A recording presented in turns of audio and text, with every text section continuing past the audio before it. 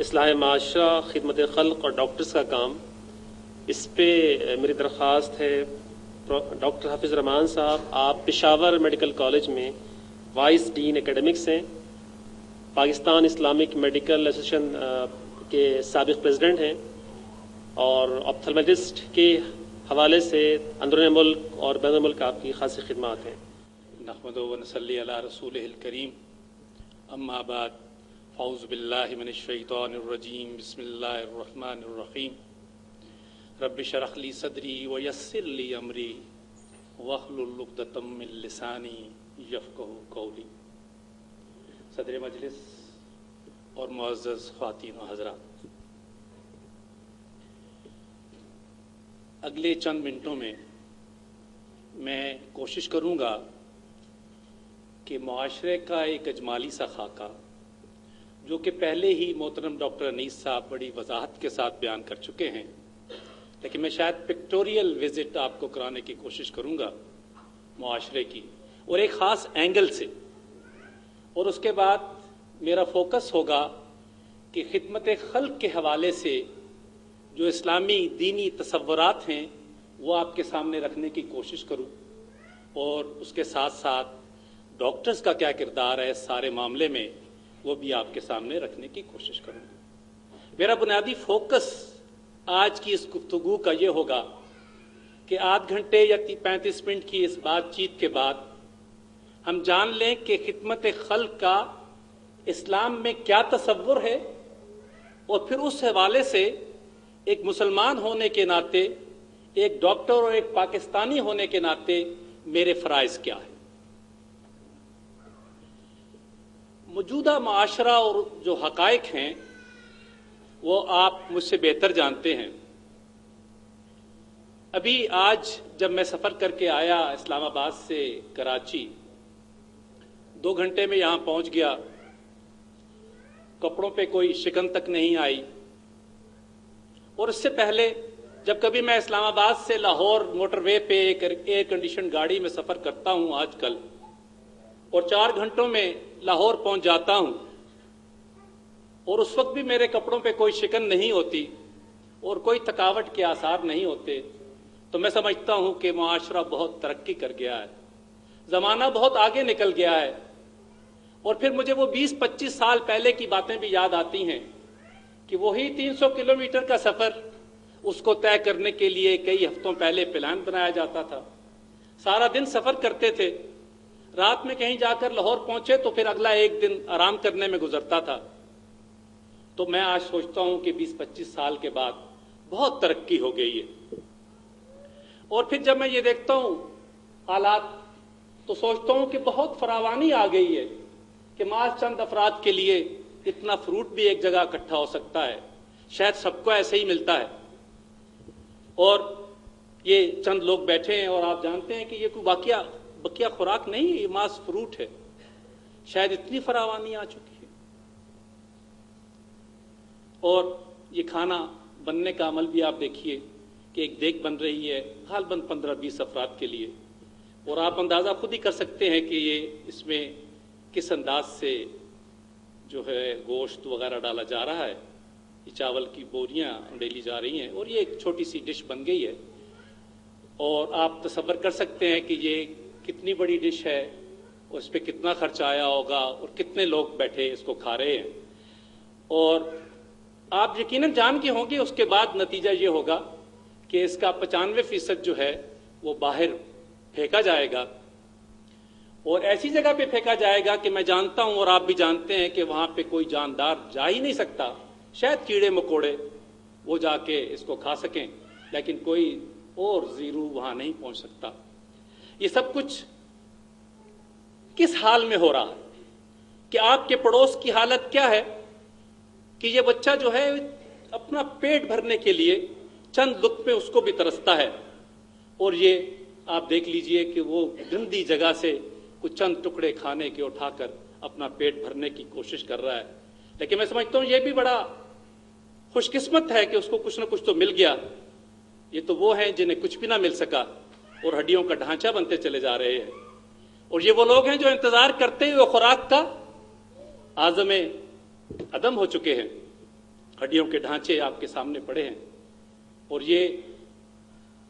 کس طرح سے آپ نے دیکھا وہ گوشت پھینکنے کا منظر بھی بیگ کے اندر، آپ یہ منظر بھی دیکھ لیجئے، یہ بھی گوشت پوست کی کچھ چیزیں ہیں جن کو کسی گڑھے میں پھینکا جا رہا ہے، اور اس طرح سے ڈھیر لگ چکا ہے ان کا۔ یہ بچہ جو ہے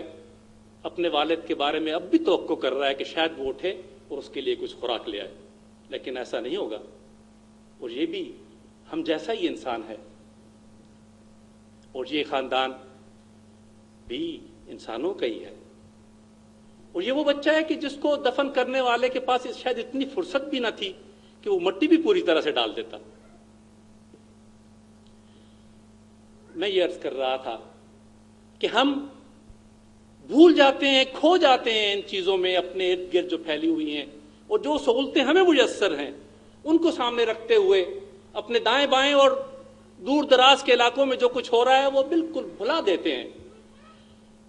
یہ دیکھیے غربت جو ہے اسی پلانٹ کا مسئلہ ہے، اور یہ دور کی بات نہیں ہے، یہ ہمارے آئی ڈی پیز ہیں سوات کے، ایک چھوٹی سی دیگ ہے، دیگ بھی کیا ایک دیگچہ ہے، اور اس کے لیے سفید پوش افراد ہیں سارے، اور انتظار کر رہے ہیں شاید چاول کے چند لقمے انہیں بھی نصیب ہو جائیں۔ عزیز بھائیوں اور بہنوں، یہ پرانی فگرز ہیں، لیکن 1.3 بلینز آر سفرنگ اور لیونگ بلو پاورٹی لائن، اور پاورٹی لائن کو ذرا دیکھ لیجئے کہ ہوتی کیا ہے، یعنی جن کو 2 وقت کی 2 روٹیاں بھی نصیب نہیں ہوتی، یہ اس سے نیچے بسنے والے لوگ جو ہیں وہ 1.5 ارب کے قریب ہیں۔ لیکن ستم یہ ہے کہ ان کی ساری بھوک پیاس صرف 7 افراد جو کہ دنیا کے امیر ترین افراد گنے جاتے ہیں، وہ اپنی دولت دے دیں تو یہ غربت ختم ہو جائے، ان کی بھوک ختم ہو جائے، صرف 7 افراد، اور اگر 10 افراد اپنی ساری دولت دے دیں تو دنیا پہ جو قرضے ہیں غریبوں کے وہ سارے ختم ہو جائیں۔ لیکن ایک اور حقیقت بھی آپ کے سامنے رکھتا ہوں کہ یہ جو پاورٹی لائن سے لوگ نیچے رہ رہے ہیں، مسلمانوں کی جو آبادی کا تناسب ہے اس دنیا کے اندر، اس حوالے سے ہمارا حصہ 20% ہونا چاہیے، جبکہ ہمارا اس غربت میں 50% حصہ ہے۔ یہ سوچنے کا مقام ہے۔ یہ اگر جنگوں کی طرف آپ نگاہ کریں، یہ کوئی پھول نہیں برسائے جا رہے، یہ بم پھینکے جا رہے ہیں اور ہمارے دائیں بائیں کہیں گر رہے ہیں۔ ان جنگوں کے نتیجے میں کیا ہو رہا ہے، کتنی تباہی ہو رہی ہے، کتنے لوگ مر رہے ہیں، میں ان کی بات نہیں کروں گا، آج میرا موضوع نہیں ہے۔ میں صرف یہ بات کہوں گا کہ اس کے نتیجے میں جو لوگ بے گھر ہوتے ہیں ان کی تعداد کروڑوں میں ہے، اور اس سے بڑی حقیقت یہ ہے کہ 9 آؤٹ آف 10 آر مسلمز، 90% بے گھر لوگوں کا تعلق جو ہے وہ مسلمانوں سے۔ پھر جو زلزلے آتے ہیں، جو قیامتیں گزر جاتی ہیں، وہ آپ جانتے ہیں۔ اللہ کے بڑے ہونے کا تصور تو تب بھی آتا ہے جب بالا کوٹ جیسا پورا شہر جو ہے ایک لمحے میں زمین کے ساتھ لگ جائے۔ یہ میں تصویر آپ کے سامنے اس لیے رکھی ہے کہ بالا کوٹ ہی کے ایک فرد سے جب میں نے پوچھا کہ آپ کہاں تھے، آپ تو بچ گئے، آپ نے خود اپنی آنکھوں سے کچھ دیکھا، تو کہتے ہیں ہاں اس وقت 9 بجے میں سڑک پہ چل رہا تھا اور میں نے دیکھا کہ میں زمین سے اٹھ گیا ہوں، کئی فٹ اوپر اچھال دیا گیا ہوں، اور اس کے بعد جب میں زمین پہ واپس آیا تو مجھ سے پہلے پورا بالا کوٹ زمین پر آ چکا تھا۔ یعنی اتنی سی بات ہے، یہ چند لمحوں کا کھیل ہے کہ جس میں تہس نہس ہو جاتا ہے، مگر ہم کھوئے رہتے ہیں کہ شاید زمانہ یا زندگی یہ سب کچھ اور ہے۔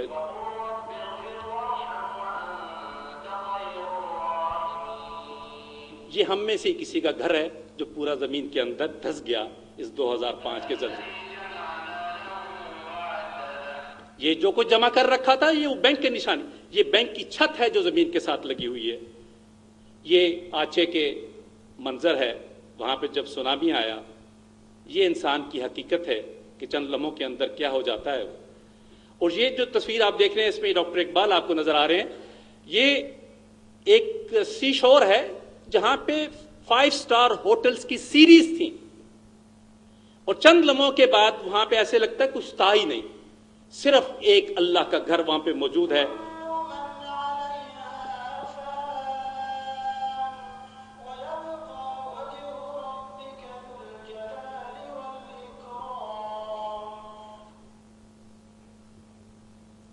یہ اس کے بعد کے مناظر ہیں کہ کس طرح